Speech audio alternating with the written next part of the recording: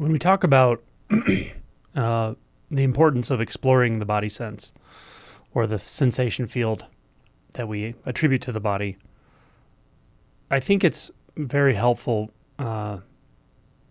for a number of reasons. But one of the important reasons that we tend to overlook, that doesn't become obvious, I think, until a little bit later on, is that we have a very simple and habituated tendency to avoid sensation, and do that through a kind of mental disassociation. It can feel like a pure disassociation or dissociation, but it also sometimes just feels like distraction of mind. It feels like a lot of thoughts. It feels like mind wandering or daydreaming or various types of distractions. But underneath it, there's just this tendency that's habituated, that we learned through various means to bounce away from the sensations of the body.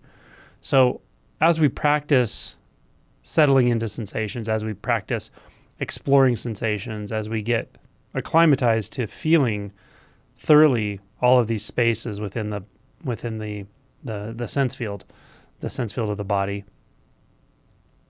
we're reversing that process. We're reversing that tendency, and it just gives us much less to contemplate or think about. And this is why a lot of the contemplations or inquiries, like who am I, where am I, etc., lead to a kind of answerless experience. It leads to a place where, like, I don't really have an answer. There's nothing to find here, and I know that, and I can feel that. And yet sometimes the looking is still feels valuable. It still leads you back into a kind of presence. But I just want to point that out, that it's okay that a lot of these types of contemplations lead to a space where there's really no content, or there's nothing particularly poignant or important to find there. That could be interpreted as boring or not particularly meaningful, but it's really just a marker that we're doing good work, and that the tendency to use the mind to stabilize an identity is breaking. It's becoming less important or less prominent in our life, in our experience. And as that happens, we have more access to reacclimatize ourselves with the body sense, with sensation. And this is why I do this, why I emphasize the sensation a lot. And in deeper realization, when we talk about non-dual realization, I think it's critical not to overlook the sensation field that we attribute to the body. We do work in the visual field and in sound, but in the intimacy that we experience when we experience that synesthesia, the senses being kind of one vibrating wave, it's critical that the body sense is there. That's where the intimacy largely lies. Or I might say, without that, the intimacy aspect won't be there, or it'll feel a little dry, maybe, or feel a little bit more like a watcher state than a non-dual experience. So any practice, however you resonate with it, that helps to integrate attention into the sensations of the body throughout the day, throughout the retreat, throughout your life, is very valuable.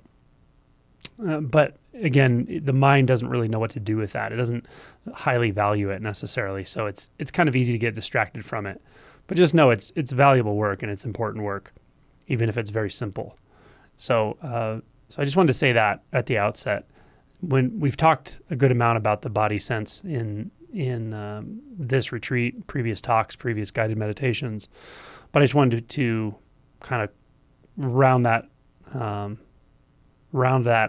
back to the way I've been pointing with consciousness and thought and so forth, in that there is a relationship. There is a relationship between body and mind, that in the sense that we use the mind to avoid the body sense in a lot of ways. And when we calm the mind, we have much more access to the body sense and all the senses. And that's just a natural progression. So they are related practices, and they are mutually supportive practices. And they can actually be done simultaneously as things calm down, as the dualistic tendencies subsides. Then there's no absolute need to divide body and mind, to divide consciousness from sensation, from sound, from form and colors and so forth. But for a while, it may feel like that. They may feel like very distinct practices within thought and self-inquiry and so forth, and the practice of, in the sensed, there's just the sensed, there's just the sensation. In this talk, my intention is to see if we can find where those do come into contact or where they overlap. The sense field itself and the experience of recognizing that the content of the mind is really something like a collection of ghosts. That the experience of mind with a capital M, the experience of the body sensation field without a body, are really complementary and can be experienced simultaneously. I was pointing to this actually in the guided meditation today to some degree. I was kind of getting to the edge of it. When you realize there is truly no content within that space that we have to pay attention to, that we have to push and pull on, that we have to identify or even disidentify with, once that becomes clear, then the contentless nature of it naturally invites in the sense fields. This is perhaps why, with an initial awakening, with initial shift in identity, often we do find ourselves experiencing non-dual, non-dual, it's not an experience, but we find ourselves experiencing it, so to speak, and it may be temporary, it may not be an ongoing or consistent experience with an awakening, but it's often part of the deal that comes. And it's probably because of that, because the mind just gets so quiet that there's really nothing to concern yourself with there anymore. The idea of self and me and where I'm going and what I'm interested in, what I'm not interested in, and all of it just has no meaning anymore. So then the energy in that space is just completely released. And the tendency to polarize within that space of mind is it subsides naturally. And then the sense fields just overtake. As my Zen teacher would say, the mountains and trees and forms and colors and flowers and sounds, they just replace you. It's rather like that.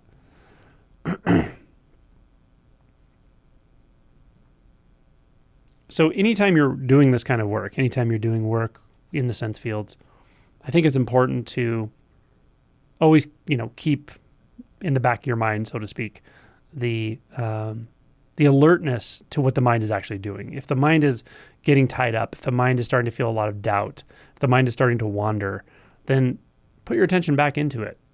Do some inquiry, do some self-inquiry, whatever leads you back to that quiet mind, to the sort of bright mind, the bright mind of non-polarity, let's say.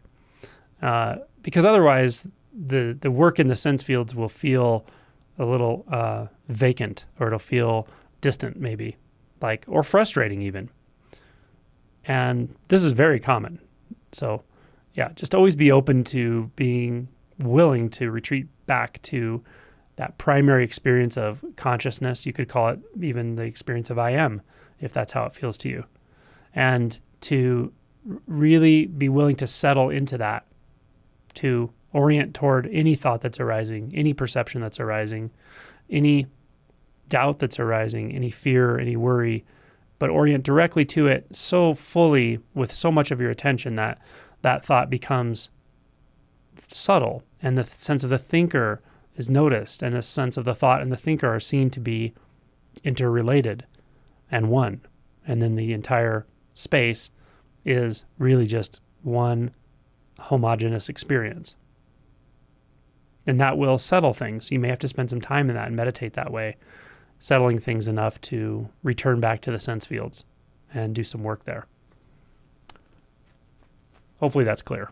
But, essentially what I'm saying is if you're doing work in the sense fields, with it 6th fetter, 7th fetter, any non-dual contemplations that you're watching on my videos, and it just feels stuck, feels heavy, you feel a lot of doubt, you feel resistance, it feels distant, feels really frustrating, that's some more sort of heady material. There's some thought material there going on, and you're probably best served to spend some time in that space. I do guided meditations on this frequently, like the one I did this morning. So there are a lot of ways to approach that, but trying to just force the hand of reality and make your experience become non-dual when it's not, that's probably not the right approach at that point.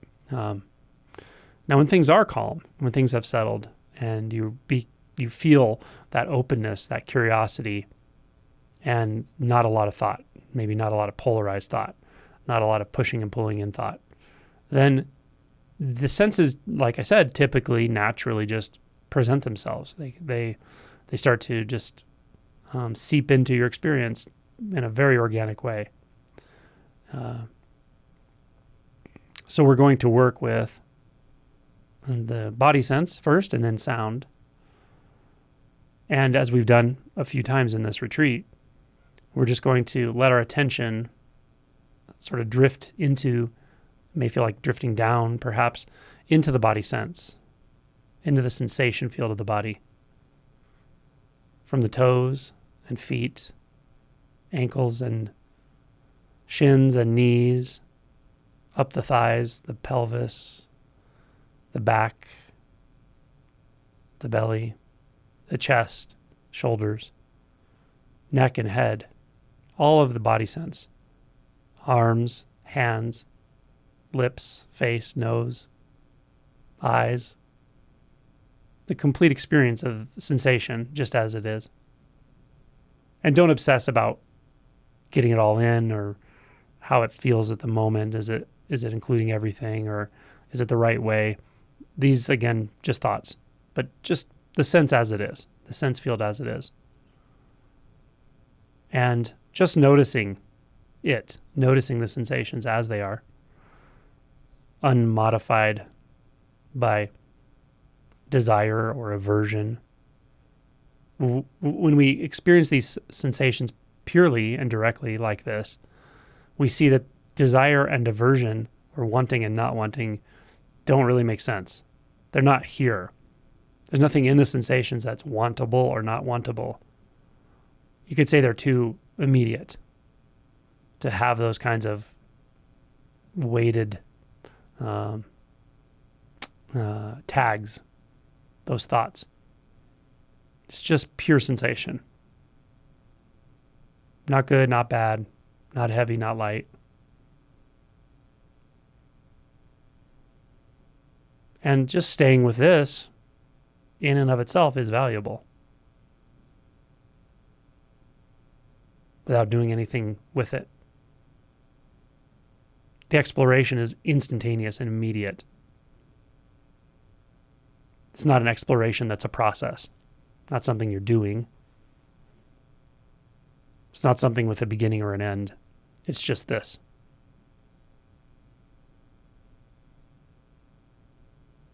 It may feel like a bit fizzy, bubble-like. May feel tingly. May feel vast. It may feel small. It can feel like anything, but it's the primary sensation. Well, that's what we're interested in.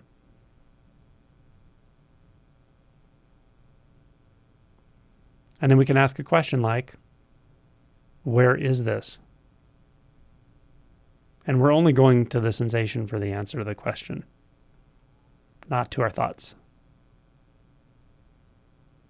Does that question have anywhere to land? Does asking the question change the quality at all?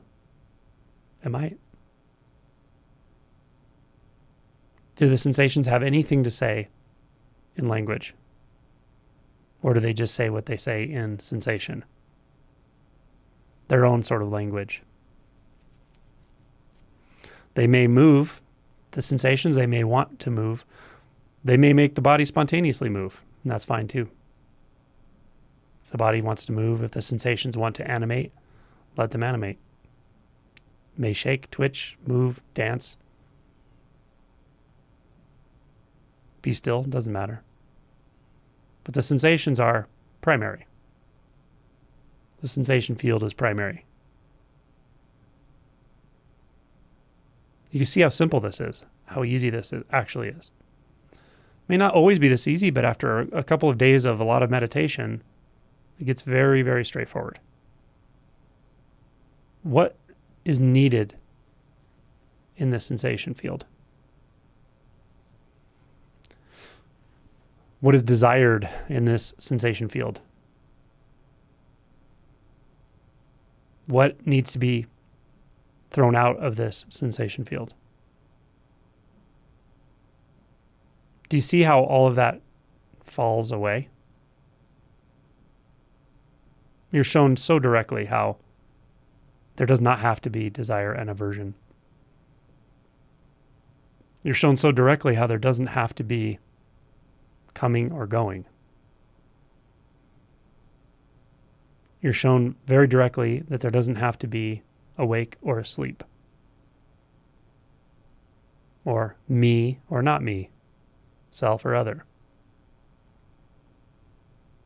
These distinctions are meaningless in the face of this profound sensation field, this profound cloud of experience.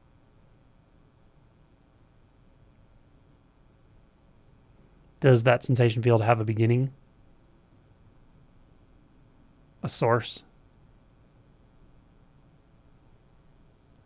Does it have an end or a termination? So we're free now of beginnings and endings, genesis and termination.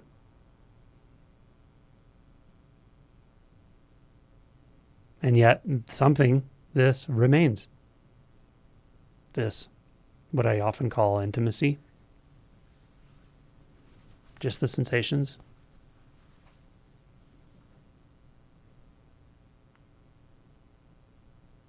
Notice the feeling in your mouth, your tongue, lips, throat. It's all right there for you. Totally accessible. Jaw. Saliva on your tongue.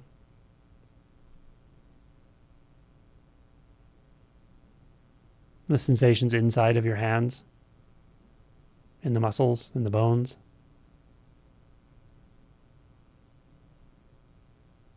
Sensation in the tissue of your face.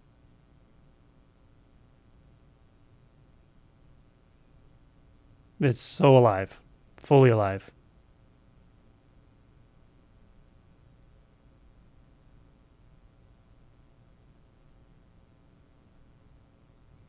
Now, is there an observer of the sensation?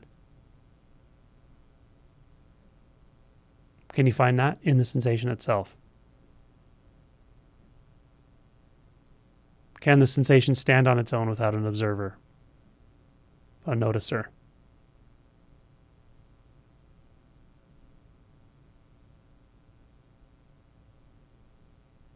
Can the sensation stand on its own without a world that it exists within?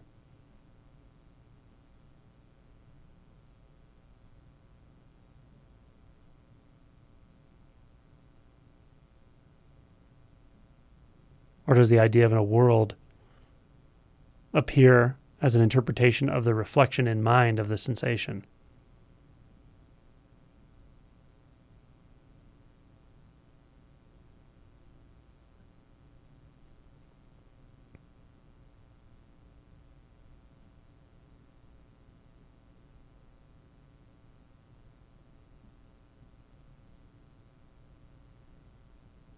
As the breath moves in and out, how does the sensation move? Does it change? Does it stay the same? Does it change and stay the same? Both?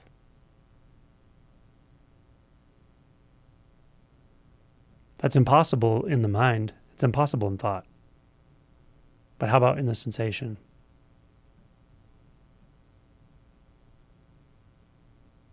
Is there anything that's impossible in this sensation?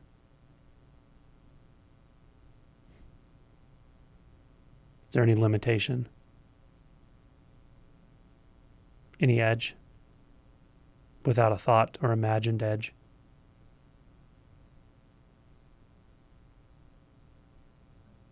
Is it contained within a body without the thought or image of a body?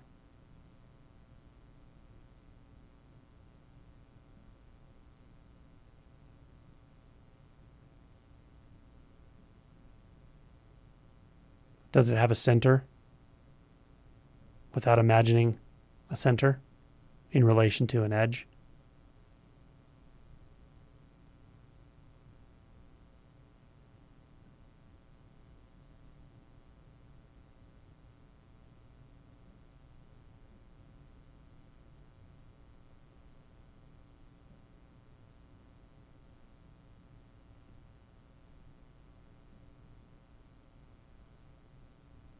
Does the sensation field have a size?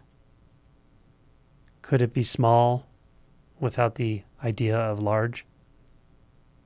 Could it be large without the idea of small? Or does none of this actually apply to the immediate experience?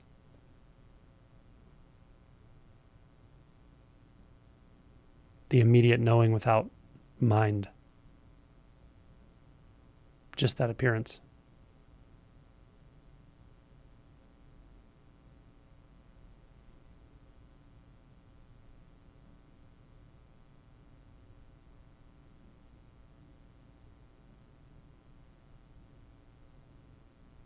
Can you become so unconcerned with interpretations and thoughts that this sensation field just totally replaces all of it?